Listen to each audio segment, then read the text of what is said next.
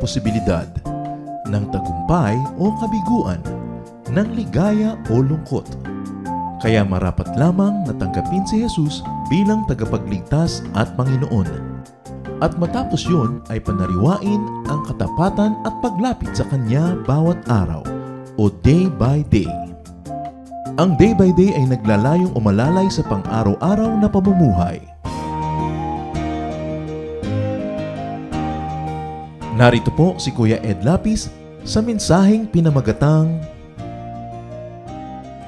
5 Lessons on Attitude.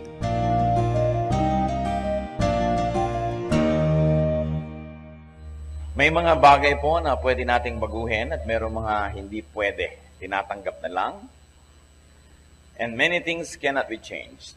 So what do we do about things that cannot be changed? We change our attitude toward them.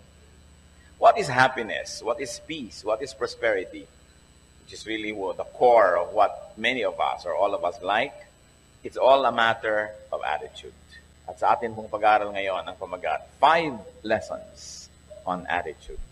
5 mahahalagang mga aralin tungkol sa ating ugali, sa ating attitude. Heavenly Father, we thank you for the privilege of worship. We thank you, Lord, for the gift of life. We thank you for the gift of health that we enjoy, Lord. Salamat po at kami nakabangon ngayong araw na ito. Nakaparito upang sumamba sa inyo. Binibigyan niyo kami ng kalayaan. Thank you, Lord, for our political freedom to worship you openly. Thank you for our physical freedom to move and be here and to worship you. And to those who are joining with us through worship in spirit while not being here right now, thank you even, Lord, for the freedom of our mind to worship you, though our bodies sometimes do not permit us to be so mobile. We thank you, Lord, that we know you, and we thank you for who you are. As we come to your presence, we ask, Lord, that you bless us. Kahit wala kaming patago sa inyong malakasang loob namin humingi ng blessing, Lord, sapagkat kayo ang aming magulang, kayo ang nangakong pagpapalain nyo kami, at ito ang gusto nyong gawin. So, humihiling kami, Panginoon, ng pusong masunurin, isip na matalas, marunong, tahingang nakaririnig na iyong salita, at buong pagkataong sumusunod sa iyong katuruan. We surrender ourselves to you, Father, and we lay our hearts bare before you, like empty cups. Fill us with your teaching. Fill us with your blessing, with your power. And may your words heal not only our physical ailments, but very especially our spiritual illnesses. May you change us from glory to glory as we allow your will to prevail upon ours, which you have so freely given to us. We surrender that will to you now and ask you, Father, let your will be done.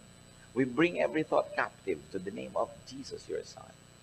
And in the name of Jesus, we declare ourselves your protectorate, your people.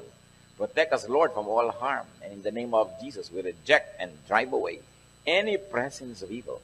Any work and influence of the evil one we reject by the power of the truth, who is Jesus Christ himself. Lord, sit on your throne of power and glory. Lead your people unto greater godliness. Speak to us in clear terms, and may we obey you as you empower us. Lord, we commit this time to you. Be the speaker. In Jesus' mighty name we pray. 5 lessons on attitude. At gagamitin natin po at kukuhanin natin ang lesson na ito sa springboard na storya natin at John chapter 6, verses 1 to 13. Sometime after this, Jesus crossed to the far shore of the Sea of Galilee, that is the Sea of Tiberias. And a great crowd of people followed him because they saw the miraculous signs he had performed on the sick. Then Jesus went up on a mountainside and sat down with his disciples. The Jewish Passover feast was near. When Jesus looked up and saw a great crowd coming toward him, he said to Philip, "Where shall we buy bread for these people to eat?" He asked this only to test him, for he already had in mind what he was going to do. Philip answered him, 8 months' wages would not buy enough bread for each one to have a bite. Another of his disciples, Andrew, Simon Peter's brother, spoke up. "Here is a boy with 5 small barley loaves and 2 small fish. But how far will they go among so many?" Jesus said, "Have the people sit down." There was plenty of grass in that place, and the men sat down, about 5,000 of them. Then Jesus took the loaves, gave thanks, and distributed to those who were seated as much as they wanted. He did the same with the fish. When they had all enough to eat, he said to his disciples, "Gather the pieces that are left over. Let nothing be wasted." So they gathered them and filled 12 baskets with the pieces of the 5 barley loaves left over by those who had eaten. And may the Lord bless us through the reading of his powerful word. What was the background of this story? John the Baptizer was just beheaded. So Jesus retreated to a quiet place, probably for a private time, for a private purpose. But crowds who were so impressed by his miracles followed nevertheless. So the Lord's attitude about that event could and should not be changed. We're talking about attitude. What attitude did Jesus display? First of all, meron po siyang private purpose. Umalis nga sila sa crowds para magpahinga, para manahimik. Sinunda naman ng napakarami mga tao, according to our reading, 5,000 men, not to count the women and the children, who were not always counted during those times. What would be your attitude if you plant a private retreat, and then here comes a 5,000 strong crowd, hungry for a miracle, and also hungry for literal food? So the Bible tells that he had compassion on the people. That's what Matthew and Mark reported, which we did not read today. Parallel reports of the same story with little details added. So the Lord adjusted his plans and he taught them. Nagturo siya kasi nang habol ng mga tao. He healed their sick as reported by Matthew and Mark. He did not send them away at mealtime. Problema kasi malapit ng oras ng pagkain, magugutom ng mga tao. So anong gagawin? Hindi niya itinaboy. He fed the people, he faced and solved the problem. In contrast to that, what was the disciples' attitude, or what kind of attitude was displayed? They wanted to send the people away. Matthew and Mark reported that they said, "Send the people away. Malapit na po ang oras ng gutom, oras na ng pagkain. Pauwiin nyo na ang mga tao." They wanted to leave the people to fend for themselves. In fact, they wanted to escape from the problem, to pass the responsibility on to others, and to save money. They were thinking about costs. Sabi nila, 8 months' wages. Ang daming papakanin. So kung ang sweldo ng isang karaniwang kawani, let's say sabihin na natin na 8 o 10,000 pesos, 8 months wages, di ano yun? 64,000 ba? Pagkarami-rami, kung 10,000, 80,000. Yun ang halaga ng bibili nilang tinapay at sabi, ni tigi-tigis ang kagat o tigi-tigis ang kurot, hindi ba kakapag-tigi-tigis ang kurot ang mga tao na yun kahit ganun karaming tinapay ang ating bilhin. Philip worried about the cost. His attitude made him worry. Meanwhile, Andrew found a boy with 5 small loaves and 2 fish. But after finding such supply, questioned its sufficiency. Yung iba, walang nakitang anumang solusyon. Pero itong si Andrew, no, may nakitang bata, marahil ay isang pastol na nag-aalaga ng mga hayop sa lugar na yon. So may baon siya, pinagbalot siya ng nanay niya. Kung siya ay Batanggenyo, meron siyang binalot. Kung siya ay Hapon, meron siyang bento. No? Kung siya ay Thai, meron siyang Thai in a box. Meron siyang konting baon. Sabi niya, eto, may nakita akong pagkain, pero ano na ba naman yan? Sa dami ng kakain, edi halos ay baliwala din. His attitude led him to finding the initial solution. So, yung si Andrew, napaka-noticeable. He's a finder. Siya din ang nakatagpo sa Panginoon. Siya ang nag-introduce sa Panginoon sa kanyang kapatid. John 1:41 tells us that. The first thing Andrew did was to find his brother Simon and tell him, "We have found the Messiah." So he found his brother because he has found the Messiah. And he made his brother and the Messiah meet. That is, of course, the Christ. At alam natin na si Peter became one of the major pillars of the Christian movement na ang nagpakilala lang ay si Andrew. So either you are a Peter or an Andrew. Both of you are important in God's economy. What 5 lessons on attitude can we learn from this particular story? The first story, of course, just a springboard, and then we will explore the topic from there on. First of all, it is attitude, not events, that really matters. So any one of you who came here with an attitude, tandaan natin ito, It is attitude, not events, that really matters. What happens, happens. What will happen, will happen. Sabi nga nila, que sera, sera. What will be, will be. The disciples worried and acted selfishly, even unkindly, which of course many people, probably even they, at the time call being practical. Yan ang ibig sabihin ngayon ng practical be selfish. Isipin mo muna ang sarili mo, ikaw muna, so practical ka. What did they get? They got a rebuke. That's what they get. They get rebuked by the Lord. And 12 basketfuls of leftover. Probably, matapos pakanin ng tao, alam na naman natin yung istorya. Actually, we're not dealing on the story so much now because it's a very familiar one. 5,000 men, not to count the women and the children, pinaupo ni Lord, tumpok-tumpok. At yung nakitang konting pagkain, 5 pirasong maliliit na tinapay. Diba? Pagkatapos ay 2 maliliit na isda, baka yung isda, dulong, hindi natin alam kung gaano kaliit yan. No? Tabyos. No? Microscopic. So, binless ni Lord at pinadala doon sa mga taong nagkaumupon, tumpok-tumpok. Lahat ay nakakain. Hindi alam ng mga taong kumakain. Ang pinanggalingan lang ng kinakain nila, 2 maliit na isda at 5 mga slices of bread. 5 loaves. At nung matapos kumain, sabi, kailangan walang masayang. Ipunin ang lahat ng tira, 12 baskets full of leftover. At hindi naman maliit na coincidence na 12 yung disciples na nagduda. Siguro, tigi-tigisa silang basket na dala-dala pa uwi. So, yan ang sobra, yan ang kakainin nyo ngayon na 1 linggo. Kasi nagduda kayo. Maaring ganon. Pwede rin naman na ibinigay dun sa bata na nagbigay ng kanyang 2 maliliit na isda at 5 pirasong tinapay. O iho, dahil napaka-generous mo, eto ang sayo naman, 12 basketfuls of food. Mari rin, hindi naman sinabi kasi sa scripture kung anong ginawa doon sa 12 basket. Pero alam natin that the Lord is an exact mathematician. So hindi siya nagkamali ng computation ng dapat niyang gawin. Meron siyang purpose for the 12 baskets full of leftover. Ang tanong natin sa ating sarili, they display their attitude. What about us? What is your attitude toward the unexpected? When you have a plan and people walk into your life and destroy your plan. What is your attitude toward the unwanted and the unwelcome? Si Lord, in-accommodate niya yung mga tao sapagkat gano'n na lang ang need nun. Bagamat siya pagod na rin at siya na nga nagyaya ng retreat na ito. Pero, inuna niya yung kapakanan ng mga taong lubos na nangangailangan. Yung iba, nasiraan ng loob, 8 buwan po na sweldo ang kailangan para makabili ng kapirasong tinapay lamang. That was an attitude. Meanwhile, Andrew displayed another attitude. He did something. Andrew did something, and in fact, he found food. He found a boy. And the boy also must be noted for his kind of attitude. The boy gave up and shared his meal.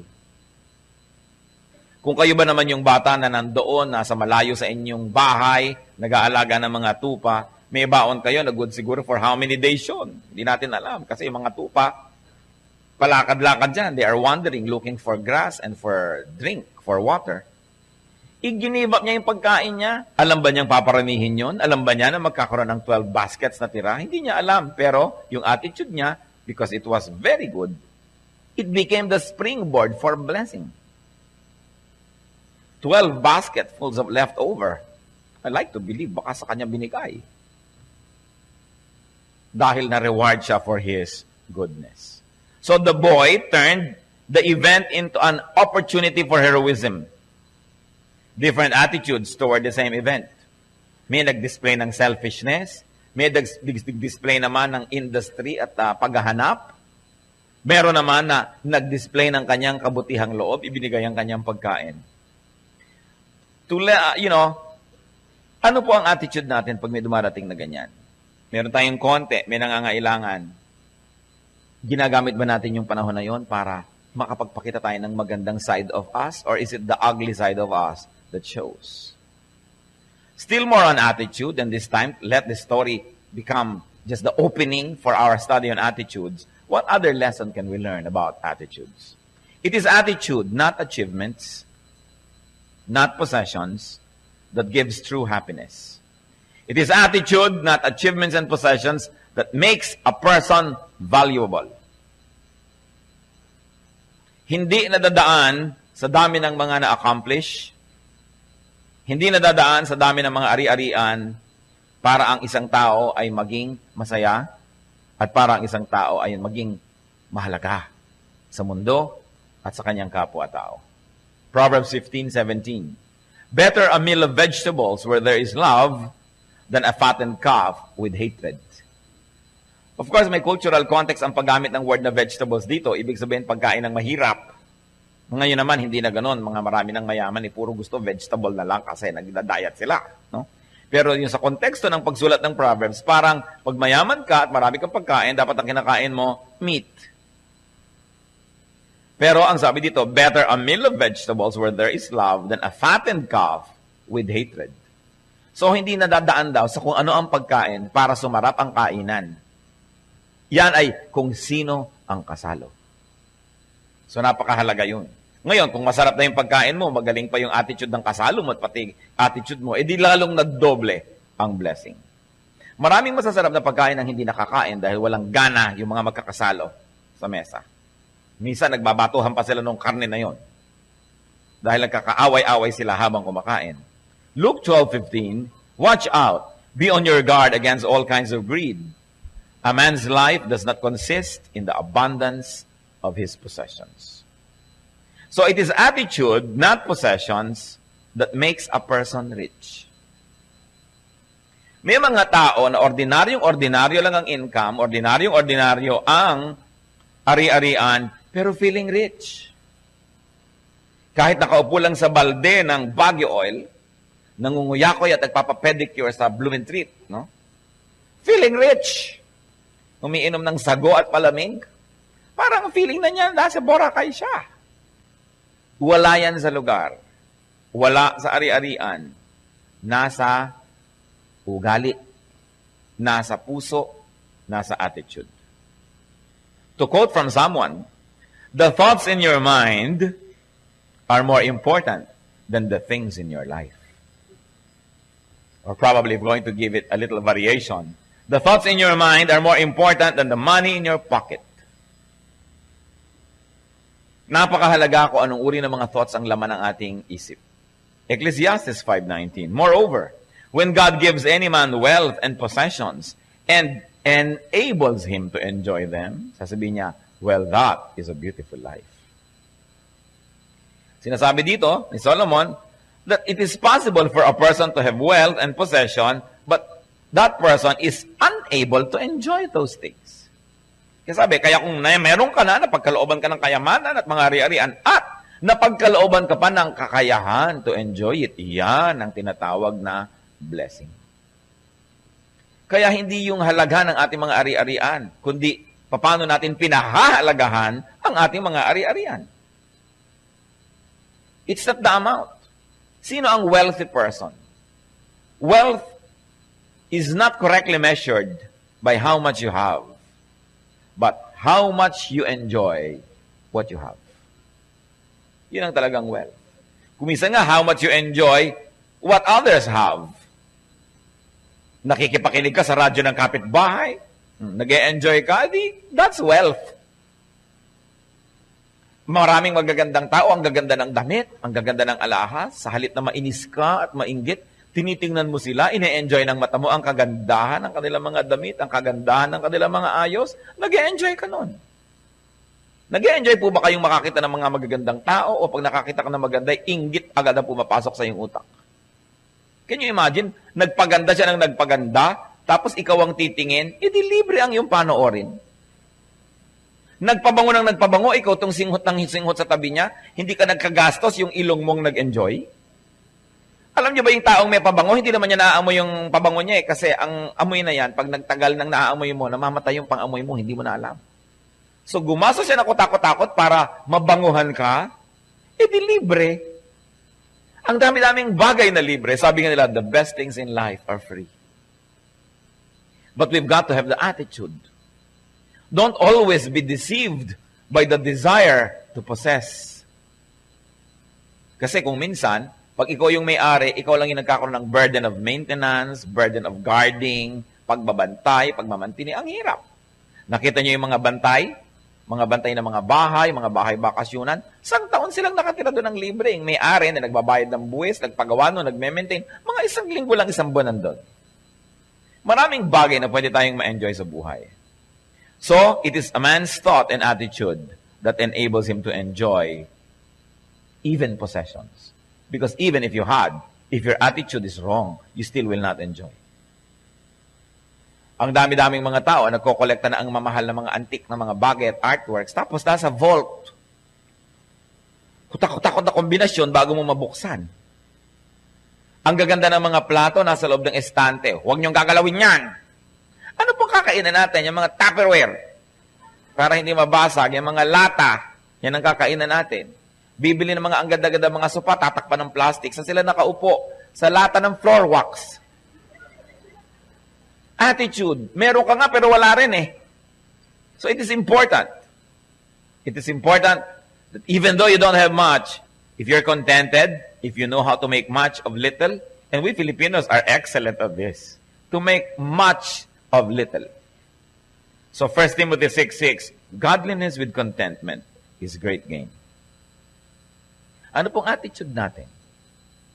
Anong attitude mo sa iyong kapatid na laging ang runong-runong, laging first honor, laging nakukuhang muse, tas ikaw hindi?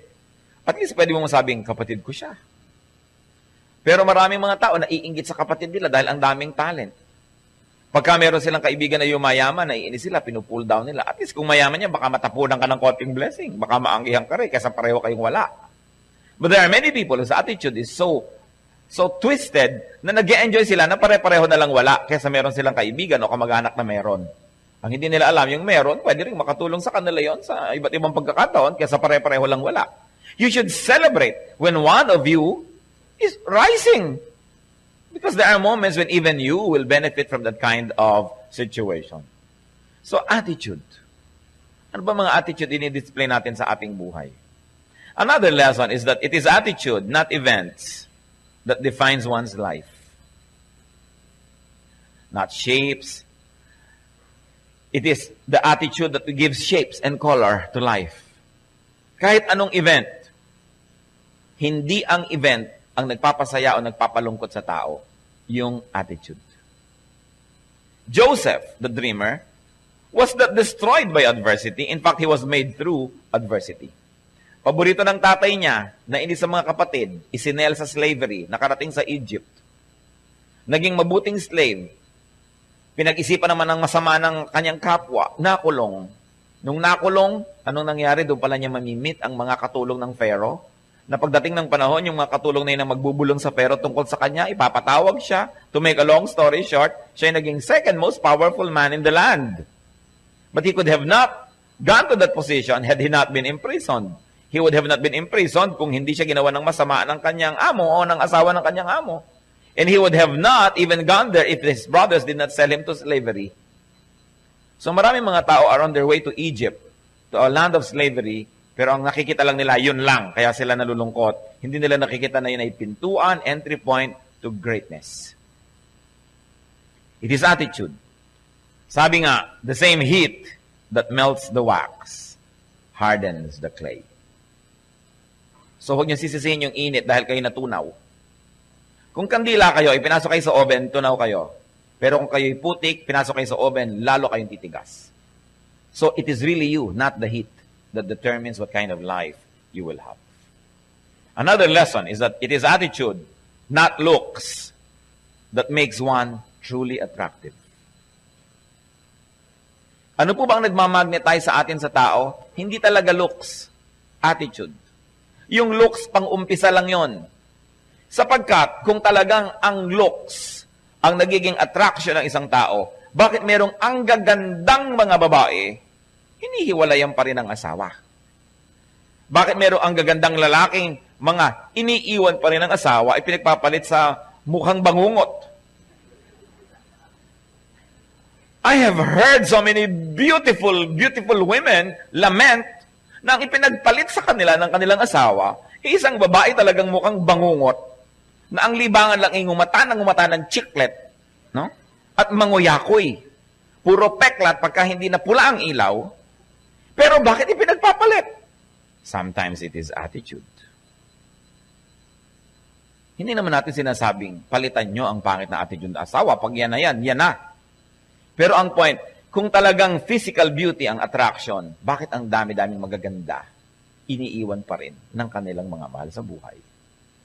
How come very good-looking people are left, abandoned, escaped from by their partners? Although, of course, it is contestable na kung sila talaga lagi ang may kasalanan noon. Kung minsan naman talagang mapaglaro lang yung isa. But what is important here is to note that you cannot keep people interested in you. You cannot keep people wanting you to be around them just by being beautiful. It is good to be beautiful. But remember, church, listen to this. What is good will definitely be beautiful. So it's not enough to just be beautiful. Be good. Because if you are good, you become beautiful. Yun ang napakahalaga. Improve your attitude more than your looks. Improve your attitude before your looks. Gaano karami yung tao na 3 oras nag-aayos ang buhok? Sa isang linggo, siguro 3 oras nakababad sa beauty parlor o sa gym. 3-4 na oras na nagbubuhat ng mga bakal na kung ano-ano, no? Para gumanda. Hindi masama. Inaayos ang balat, inaayos ang muscle, ang buhok, ang ngipin, ang lahat na. Pero gaano karaming porsyento ng oras na yon ang ginugugol natin para ayusin ang ating ugali? Siguro kung kalahati man lang. Nalilimutan ba nating magsuklay, manalamin bago lumabas ng bahay? Pero naaalala ba natin laging, teka, ano bang masama kung ugali kahapong na-display? Hindi ko nagagawin ngayon. Ano bang dapat maganda kong ugaling gawin ngayon? Gaano karaming oras ang ginugugol natin para ayus-ayusin ang ating mga pag-uugali? Kaya it is not only looks. Although looks are important, but it's not all important at the expense of our attitude. Yung mga ibang tao sobrang blessed eh. Ang ganda-ganda na physically, ang ganda-ganda pa ng kalooban. Napakahalaga. At huwag din naman nating i-ignorin yung ganda na skin deep. Importante rin yun. Sasabihin nyo, ano ba naman beauty? Beauty is only skin deep. Ano ba naman ang gusto mo makarating na hanggang pancreas? You have beautiful pancreas. Mga sour grape lang kung minsan yan ang iba, no? I-appreciate it natin yung physical beauty. Yes, why not? But, more than that, it is the heart that really makes people beautiful. 1 Peter 3:3. Your beauty should not come from outward adornment, such as braided hair, and the wearing of gold jewelry, and fine clothes. Instead, it should be that of your inner self, the unfading beauty of a gentle and quiet spirit, which is of great worth in God's sight. Don't get the verse wrong. Hindi sinasabing huwag kayong mag-wear ng jewelry, hindi sinasabing huwag niyong itiritas ang inyong buhok, hindi sinasabing huwag kayong magpaganda. Pero ang sinasabi dito, hindi lang yan ang kagandahan. Kung meron kayo niyan, hindi yan sapat kung yan ay nandyan. Bagamat mabuti, mas lalo niyong pagandahin ang inyong kalooban. Yung iba naman kasi, akala pag ikaw ay Kristiyano na, meron ka malinis na puso, kahit mukha kang tirirenggay, okay na. Mukha kang sabukot, yung pag nasa lubong mo sa dilim, ay mapapatakbo ka. Sabihin, malinis naman ang aking puso. O, pero hindi ko makita yung puso mo, nakita ko yung buhok mong nakatirik. So, importante na maganda sa loob, maganda sa labas. Kaya nga po, binibigyan ko lang ng diin eh. Kung kalahati lang ng panahon na ginagamit natin sa pagpapaganda ng labas, eh inaasikaso natin yung kalooban natin, we would be wonderful, wonderful people. You brighten up a room just by entering it. But as it is, kahit ang ganda-ganda mo, kung ugali mo pangit, you brighten up a room just by living it. Kaya kasabihan natin, ang matatanda, bahay may palasyo kung nakatiray kwago, mabuti pa'y kubo kung nakatiray tao. Pero hindi naman sinasabing huwag kang titira sa palasyo. Kung tao ka na, nasa palasyo ka pa, edi double blessing. Ngayon, kwago ka na, nasa kubo ka pa. Sumpa ka naman ng kalangitan, isa kang mariing hampas ng langit sa bayan. Kaya kailangan ayus-ayusin ang ating buhay. Sa Isaiah 53 verse 2, dinidescribe po nito ni Isaiah ang Panginoong Jesus. He had no beauty or majesty to attract us to Him. Nothing in His appearance that we should desire Him.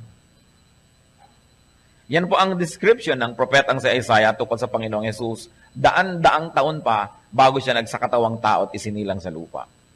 Kaya mali yung mga artistic depiction na sobrang, ay, ganda naman ang lahat-lahat, no? Sabi, He had no beauty nor majesty to attract us to Him. Nothing in His presence that we should desire Him. And definitely, hindi umiilaw ang kanyang ulo. Walang bilog sa ibabaw ng kanyang ulo. Kasi kung meron nun, ba't kinailangan pa siyang halikan ni Judas to identify dun sa madilim na garden? Eh di dapat, ayun, yung umiilaw, yun ang hulihin. So nakikita natin even yung mali, yung mga artistic depictions of the Lord. 1 Samuel 16:7, man looks at the outward appearance, but the Lord looks at the heart. Kaya napakahalagang yung puso uunahin natin. Hindi naman ine-neglect yung katawan, yung appearance, pero mas bigyan pa ng diin yung ating puso. Panglima, tungkol sa attitude.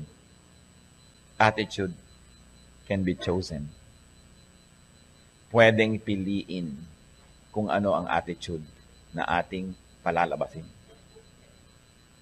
Attitude is under your control. Proverbs 29:11, a wise man keeps himself under control. Huwag niyo sabihin, nawalan ako ng control kasi nakakainis siya eh. Kasi kung tuwing may nakakainis, nawawalan ka ng control, therefore, wala kang sariling orbit. Your life is shaped, determined, defined by the behavior of people around you. Wala kang kakanyahan, kasarinlan, wala kang pagkatao. Pero binigyan tayo ni Lord noon. 1 Corinthians 7:37, man is under no compulsion, but has control over his own will. So kung magdi-display ka ng galit, it is your choice. Magdi-display ka ng bad manners, it is your choice. You can choose to be good. You can choose to be bad. You can choose your attitude. Your attitude colors your world. But the nice thing about it is that it is your choice. Attitude can be chosen. Attitude can be changed. Attitude can be controlled. Galatians 5:22-23, discussing about fruit of the Spirit, a person full of the Spirit, but the fruit of the Spirit is, among others, self-control. Dapat natin gawing goal not to control others. Alam niyo, mga ibang tao, ang galing mag-control ng asawa, ang galing mag-control ng anak, ang galing mag-control ng mga empleyado, ang galing mag-control ng nasa paligid, pero hindi makontrol ang sarili. It is the most important conquest to control yourself. Philippians 4:11-13. Paul says, I have learned to be content whatever the circumstance. I know what it is to be in need, and I know what it is to have plenty. I have learned the secret of being content in any and every situation, whether well-fed or hungry, whether living in plenty or in want. Why? Because I can do everything through Him who gives me strength. Ano sinasabi ni Paul? Kaya kong gawin ang lahat sa pamamagitan ni Kristo na siyang nagbibigay sa akin ng kakayahan. Kaya huwag niyo sasabihin, hindi ko kasi kaya ang kontrol ng sarili ko eh. Hindi ko kasi, yung pituitary gland ko kasi eh. Yung sugar count ko kasi eh. Yung kasing bituka ko, yung abdo ko, yung kung sino-sino sinisi. Yung lola ko kasi. Alam mo, sabi kasi ni Freud, yung kung ano ng mga theories, we are in control of ourselves. That's what the Bible says. When you lose your temper, you usually lose. Kaya napaka-importante, pinipili ang attitude. What kind of attitude will I display today? If I am faced with a problematic person, what kind of attitude will I display? And remember this, people need love, especially those who don't deserve it. Kaya kung ang minamahal mo lang, yung kamahal-mahal, kahit naman mga hindi anak ng Diyos, ginagawa yun eh. Pero tayo mga anak ng Diyos, we have to be different. Sabi nga ni Lord, you have to be perfect because your Heavenly Father is perfect. To do something beyond what unbelievers are able to do. Choose your attitude and have the power to choose the quality of your life. The quality of your life is not dictated by the national GNP, by national statistics. The quality of your life is not dictated by geopolitics. It is not dictated by the exchange rate of the peso and the dollar. It is not even dictated by who will be the next president of this forsaken land. But the quality of your life is determined by your attitude. Ephesians 4:22-24. You were taught with regard to your former way of life to put off your old self, which is being corrupted by its deceitful desires, to be made new in the attitude of your minds, and to put on the new self, created to be like God in true righteousness and holiness. At ano pong sinasabi ng Philippians 2:5? Our nation is a great hope. And the hope of our nation is in our attitude. The way that the Lord can change our attitude so that we can become achievers, not complainers. So we can help each other, not destroyers of each other. So we can build a nation instead of destroy it. It's important to have an attitude that is positive, godly, and Bible-based. Philippians 2:5. Your attitude should be the same as that of Jesus Christ. Kaya bumalik tayo dun sa storya na inumpisahan natin. The Lord had to change plans. Well, that was his attitude. He changed plans and accommodated people. He did the right thing. He did the important thing. The Lord, siya ay ipinapako sa krus. Anong ginagawa niya? Nananalangin. Ang pinapanalangin yung nagpapako sa kanya. Sabi, Father, forgive them, for they know not what they do. Kung siya ay hindi tinatanggap, ay ang Panginoon ay hindi ipinipilit ang sarili. At kung siya ay tinataboy, umaalis naman siya. Hindi niya pinagpipilitan ng kanyang sarili. Your attitude should be the same of Jesus Christ. Kung kailangan magtrabaho, nagtatrabaho. Ang kailangan dinggin, dinidinig. Ang kailangan tingnan, tinitingnan. Naglilingkod. And on top of all that, and through all that, maintaining a holy lifestyle. Kumusta po ang buhay nyo? Minsan, may makakasabay ka sa elevator, kahit hindi kumibo, alam mong pasa ng daigdig. Sabi ng mukha. Sabi ko, kawawa man itong tao to, ano kayo mga kalungkutan ng daladala niya? Pag tinanong mo, malungkot ba kayo at kung tatapatin niya kayo? Sabi niya, oo. Kasi ang asawa ko kasi ang tatay ko, kasi ang economy, kasi wala kaming tubig, kasi walang kuryente, kasi wala akong pera. Ang dami niyang sisisihin. Wala pa ako nakitang sinabing, kasi attitude ko bulok. Diba? O bakit kayo nag-away ng asawa mo? Kasi ang pangit ng attitude ko O bakit kami miserable? Kasi attitude ko. Hindi natin nakikita. Kaya ipinapakita ng scripture, mostly it is our attitude that shapes our life. Change your attitude, change your mind. And if you already have a good life, you say you have a good attitude, continue to change for the better. Because room for improvement is the biggest room in the world. Ang sabi sa Romans 12 verse 2, be transformed by the renewing of your mind. So anong attitude natin? Tama na sasabihin, ganito talaga ako Hindi dapat ganun yun. Dapat ganito ka, hindi yung ganito talaga ako. Dapat binabago natin yan. Pag sasabi mong, wala na akong magagawa. No, never, never. Don't say this. It must never be heard from a Christian's mouth na wala tayong magagawa. Sabi ni Paul, I can do all things through Christ who gives me strength. Ano pong attitude natin ang dapat mabago? Lalo tayo kuminsan na may pera, may kapangyarihan, kuminsan hindi na tayo nauobligang magpalit ng ugali kasi pagtsatsagaan naman tayo ng mga tao sinusweldohan naman natin sila tinutulungan naman natin sila Tayo naman tong amo.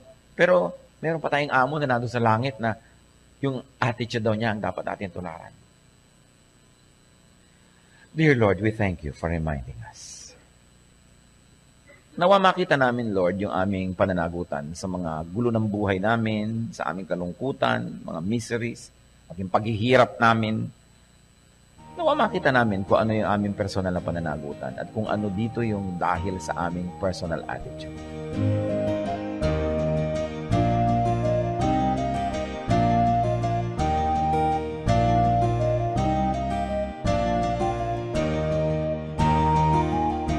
Ang katatapos pong mensahe ni Kuya Ed Lapiz ay pinamagatang 5 Lessons on Attitude.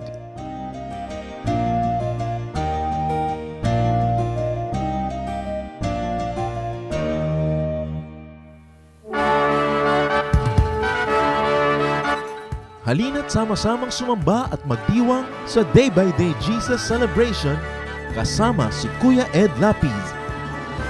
Bulwagan ng Panginoon PICC, one Sunday a month, Philippine International Convention Center, Rojas Boulevard, Pasay City.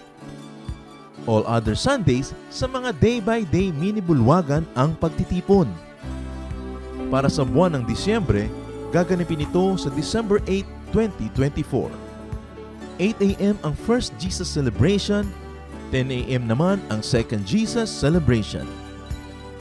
para sa iba pang detalye, bisitahin ang ating official Facebook page, Day by Day Friends.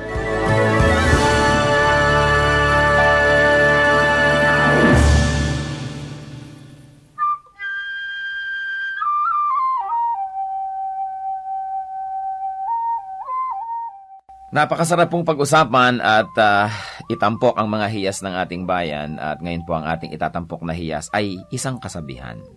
Ang mga kasabihan po ng ating bayan ay talagang tunay na hiyas sapagkat kailangan ng katalinuhan, ng damdamin na malalim at ng bukas na kaisipan upang sa pang-araw-araw na buhay ay makakita ng mga batas ng buhay, generalizations in life na maaaring mai-apply natin sa pang-araw-araw at pangkalahatang mga kalagayan natin.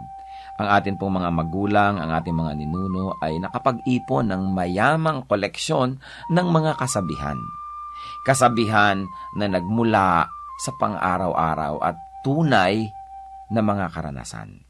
Mga karanasan na nilinis, sinubok, at dinalisay ng panahon. At ang atin po ngayong hiyas na itatampok ay ang kasabihan na kahoy na babad sa tubig, sa apoy huwag ilapit. Pag nadarang at nag-init, sa pilitang magdirikit. Yan po ay galing sa koleksyon ni Thelma Quintanar at mga kasama sa UP Cultural Dictionary for Filipinos. At kahit naman hindi natin tumabasa doon, ito'y nadidinig natin sa matatanda. Ang maganda nga lamang po ay patuloy natin itong marinig at bigkasin at iparinig sa mga bata, sa mga darating pang henerasyon. Pag ang atin pong mga kasabihan ay hindi na natin naipasa sa darating na saling lahi, yan po'y mamamatay na lamang. Mawawala na ng paggamit na pang-araw-araw, at kapag nawala yon, lugi po tayo. Napakalaking bahagi ng karunungan ng ating collective experience as a nation ang mawawala kapag ating tanalikuran at hindi ginamit ang mga kasabihan. Alam niyo naman po, maraming mga kabataan pag nakakarinig niyan, nakokornihan, but it only shows us kung gaano kagrabe ang miseducation at brain damage na nangyayari sa ating bayan. Dahil ang lahat ng mga tama at magaganda at mga dakila ay nakokornihan ang mga young people. At ang kanilang dinadakila ay mga artista, mga singers na wala namang maiturong mabuti. Ang atin pong kasabihan, kahoy na babad sa tubig, sa apoy huwag ilapit. Pag nadarang at nag-init, sa pilitang magdirikit. Ano po ang mga maari nating mahalaw na mga katuruan dyan? Una, walang taong hindi pwedeng matukso. Hindi mo pwedeng sabing, yung taong yan matibay, pwedeng iharap talaga yan sa tukso. O yan, naku, laki sa Sunday school. O laki yan sa Biblia, laki yan sa simbahan. Matibay yan. Maging ang pinakamatuwid na tao ay susuko at matatalo ng tukso kung ito ay laging haharap sa tukso at bababad sa tukso. Napakaganda po nung metaphor na ginamit. Babad nga naman sa tubig ang kahoy at basang-basa, pero kung lagi niyong ilalapit sa apoy at tatagalan niyo ng paglapit doon, yan ay matutuyo, madadarang at magdirikit, mag-aapoy din yan. Kaya huwag po tayong pakasisiguro. Sabi rin nga sa Bible, ang tao daw na kung kailan sa palagay niya ay napakatibay niya, napakagaling niya, kung kailan sa palagay daw niya ang tao ay hindi matutumba, ay doon mag-ingat sapagkat malapit siya sa pagtumba. Napakahusay po ng pag-observe ng ating mga ninuno sa tunay na buhay at sa kalakaran ng buhay upang masabi na kahoy na babad sa tubig, sa apoy huwag ilapit. Pag nadarang at nag-init, sa pilitang magdirikit. Huwag po natin na i-overestimate ang kakayahan ng kapwa natin na manindigan laban sa tukso. Kaya iiwas po natin ang ating sarili, ang ating mga mahal sa buhay, sa mga sitwasyon na maaari silang matukso. Maski gaano kalaki ang pagtitiwala natin sa kanila at sa kanilang nakaraan, maski gaano pa kalaki ang ating pananampalataya na sila'y magiging matibay, makabubuting iiwas sila o ang ating mga sarili sa tukso. Hiyas ng ating bayan, kasabihang, kahoy na babad sa tubig, sa apoy huwag ilapit. Pag nadarang at nag-init, sa pilitang magdirikit.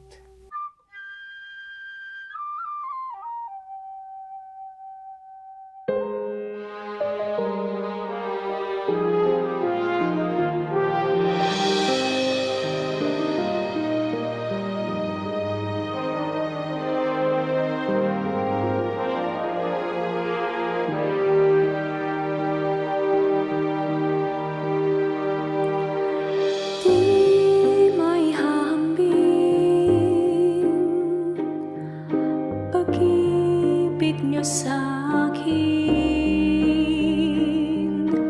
di may haling tulad ang wagas niyong pagtingin. Ang iyong pagmamahal sadyang walang hadlang, wala sa kalagayan at katayuan.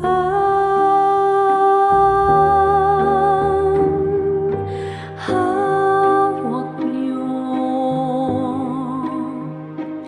aking kamay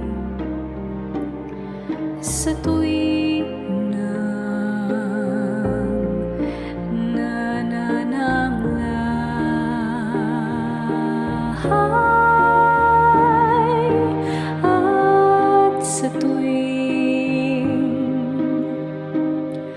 magkamali.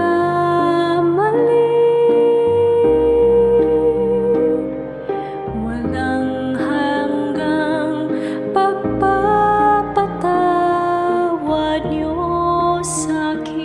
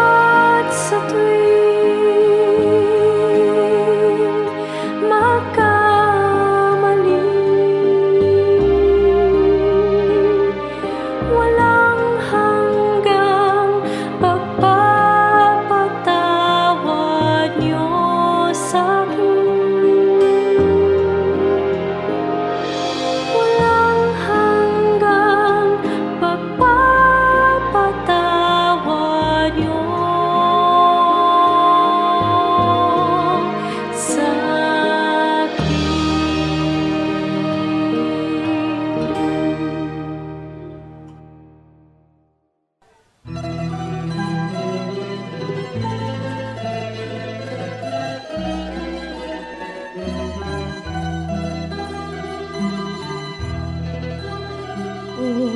Diyos, kayo'y aming pupurihin.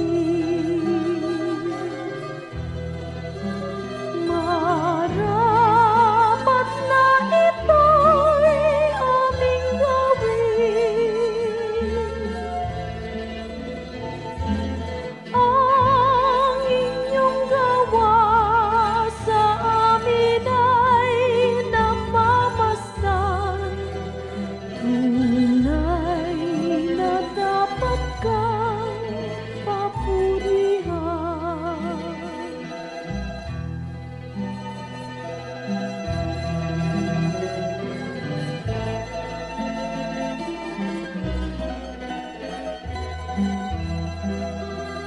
O Diyos, kayo'y aming sinasamba. Tunay na Diyos kayo't walang iba.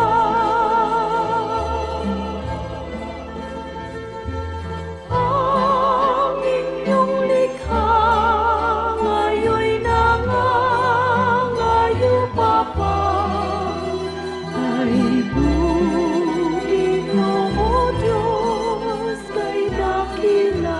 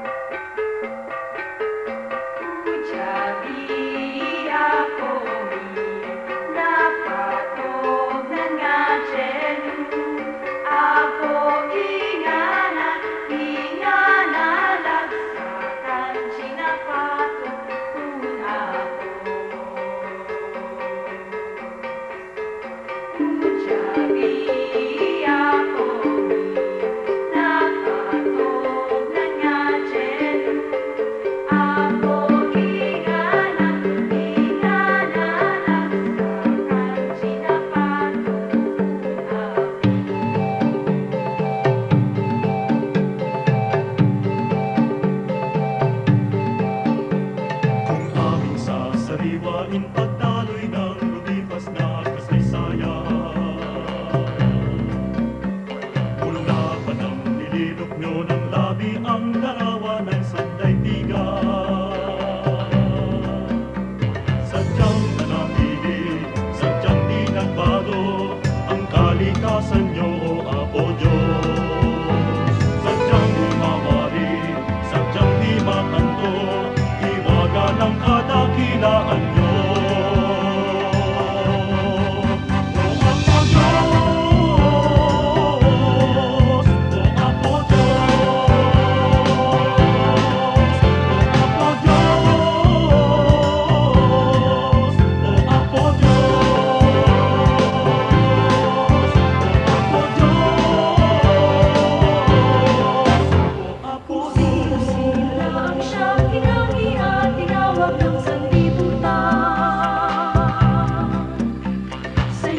lamang Jesus, pagkas ang langit at ang diwa ng kalikasan. Walang ibang ibig, walang ibang layon, kundi kayo mo lamang ako, Diyos. Pagkat walang hari, walang Panginoon, ang hihigit sa kamahalan niyo.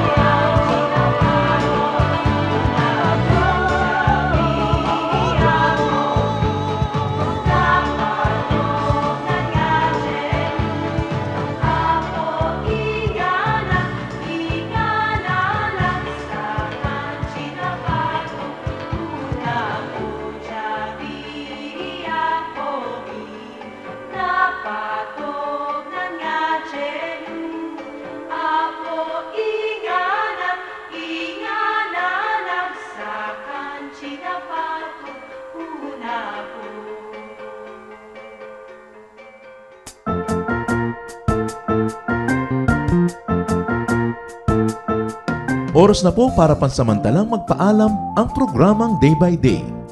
Tayo po'y magsama-sama tuwing ika-6 hanggang ika-7 ng umaga, araw-araw.